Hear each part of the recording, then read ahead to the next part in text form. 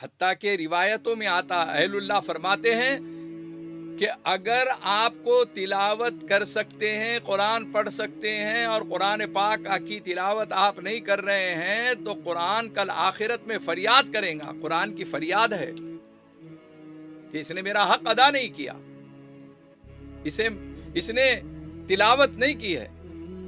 کل آخرت میں یہ حجت کھڑی کر دے گا، یہ خود آپ کے سامنے جھگڑے گا.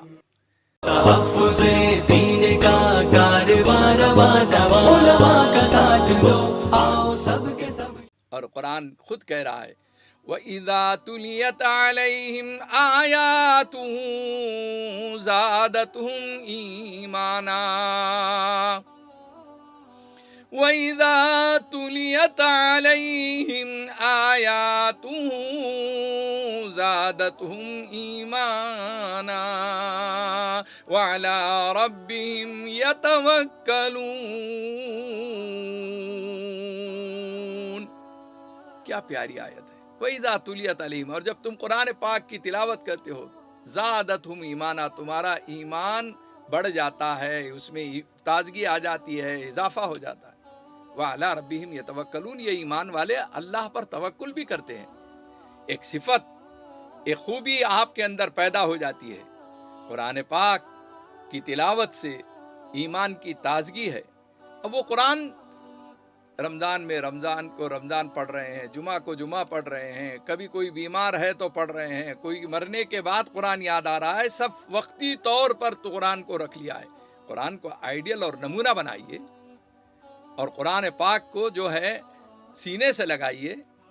آپ صرف قرآن کے تقدس اور اس کے احترام میں یعنی یہ سمجھتے ہیں کہ 2 الفاظ بول دینا کافی ہے.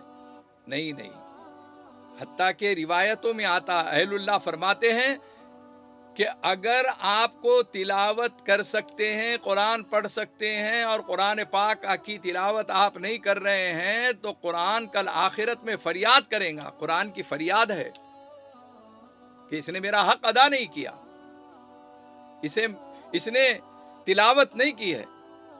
کل آخرت میں یہ حجت کھڑی کر دے گا، یہ خود آپ کے سامنے جھگڑے گا.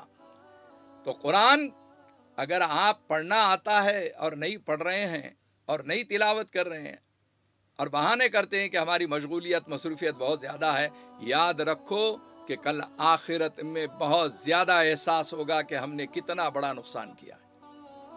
اسی طریقے سے قرآن پاک کسی کو نہیں آتا ہے، پڑھنا ہی نہیں آتا ہے اور عمریں زیادہ ہو گئی ہے، مسجد کے امام کے پاس جا کر آپ قرآن پاک پڑھیے. بڑی عمر میں بھی آپ پڑھ سکتے ہیں. قرآن کی تصحیح کیجیے. ہر جگہ اللہ تعالیٰ نے اس کا انتظام رکھ دیا ہے. بڑی عمر کے لوگوں کے لیے، بالغ لوگوں کے لیے دعوت و تبلیغ میں لوگ نکلتے ہیں اور جہاں پر اپنی نمازوں کی ہر چیز کی اصلاح کرتے ہیں، اسی طریقے سے قرآن پاک بھی سیکھ کر آتے ہیں. آپ چلتے پھرتے مدرسے میں چلے جائیے. آپ بہت بڑے بڑے سینٹر آج کل قائم ہو گئے ہیں کہ جہاں پر تجوید و قرأت کے ساتھ آپ کو قرآن پاک کی تعلیم دی جاتی ہے، مفت میں دی جاتی ہے، کوئی فیس وصول نہیں کی جاتی. آپ وہاں جا کر پڑھیے. کل آخرت میں یہ آپ کا عذر چلنے والا نہیں، بہانہ چلنے والا نہیں ہے. لہذا آپ قرآن پاک کی تصحیح کی سوچئے. اگر آپ غلط پڑھے ہوئے ہیں، مجہول پڑھے ہوئے ہیں، اعوذ باللہ، یہ مجہول ہے، اعوذ باللہ علیہم اور علیہم یہ معروف پڑھنا. تجوید کے ساتھ اگر آپ نے نہیں پڑھا ہے تو آپ کو تصحیح کرنا چاہیے، تجوید کے ساتھ پڑھنے کی فکر کرنا چاہیے. بہت آسان ہے قرآن، بہت آسانی سے آپ کی تصحیح ہو جائے گی. دنیا کی کوئی زبان اتنی آسان نہیں ہے جتنی قرآن کی زبان آسان ہے. عربی زبان آسان ہے. یہی نہیں، بالکل جاہل آدمی ہے، پڑھنا بھی نہیں چاہتا اور کسی سے سیکھنا بھی نہیں چاہتا، تو اس کے لیے اہل اللہ فرماتے ہیں کہ قرآن پاک کو عظمت کے ساتھ کھول کر دیکھ لو اور دل میں یہ خیال پیدا کرو کاش کہ میں قرآن پڑھا ہوا ہوتا تو میں ایک آدھ آیت، ایک آدھ صفحہ پڑھ لیتا تھا، ایک آدھ پارہ پڑھ لیتا تھا. خالی حسرت بھری نگاہوں سے قرآن کو دیکھ لو، ایک اس کی عظمت کا خیال کر کے کہ میرے رب کا کلام ہے یہ.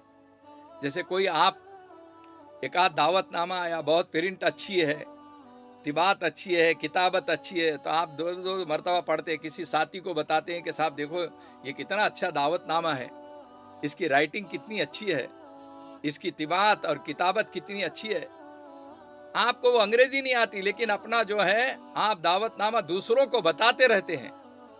तो कुरान पाक को देख लेना भी अजर व सवाब है फरमाया, कुरान की तिलावत भी अजर व सवाब है, कुरान पर अमल करना भी अजर व सवाब है, और कुरान पाक को सीखना सिखाना भी अजर व सवाब है, और कुरान को सिर्फ देखना भी अजर व सवाब है। तो देखिए आप आज कल 3-4 दिन 8 दिन आपने उठकर जो है कुरान को देखा, बाद में आपको एहसास होगा कि खाली देखने से क्या है, तलब और तड़प बढ़ेगी और आप कुरान को सीखने के लिए आपके अंदर एक जज्बा और दाइया पैदा होगा। तो वो कुरान कि जिसके साथ आपकी निस्बत होना चाहिए वो निस्बत कमज़ोर हो रही है, उसको कवी बनाइए, मजबूत कीजिए।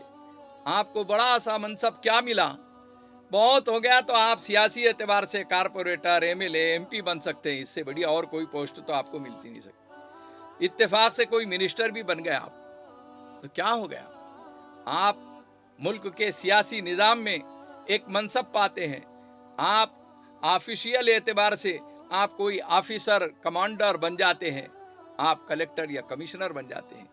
लेकिन अगर कुरान पाक की तिलावत करने वाला कमांडर हो, कुरान पाक की तिलावत करने वाला कमिश्नर और कलेक्टर हो, कुरान पाक की तिलावत करने वाला मिनिस्टर हो, कुरान पाक की तिलावत करने वाला डॉक्टर और इंजीनियर हो, तो आप देखिए लोगों का भरोसा आप हासिल कर पाते हैं, लोगों का एतमाद होता है आपके हाथ में कुरान को देखते हुए, तिलावत करते हुए। हमने देखा कि बैरून ममालिक के अंदर जब हम कुरान पाक की तरावी कुरान पाक सुनाने के सिलसिले में तरावी में रमज़ान के अंदर गए, तो जब हम ट्रैवलिंग करते हैं, सफ़र करते हैं, तो देखते हैं कि बसों में और कारों में लोग रमज़ान मुबारक के अंदर कुरान पाक की तिलावत करते हैं। वो आधा घंटा 1 घंटा उनका कुरान पाक की मशगूलियत में दिखता है। सारे मुसाफिरीन में वो शख्स जो 2 बैठे हुए कुरान को हाथ में लिए हुए या मोबाइल में कुरान पढ़ रहे हैं, सब उसको इज्जत और एहतराम की निगाह से देखते हैं। देखा आपने? है हिंद में अनोखा मरकज़ तहफ़्फ़ुज़ दीन, ये दी का तर्जुमा है मरकज़ तहफ़्फ़ुज़ दीन।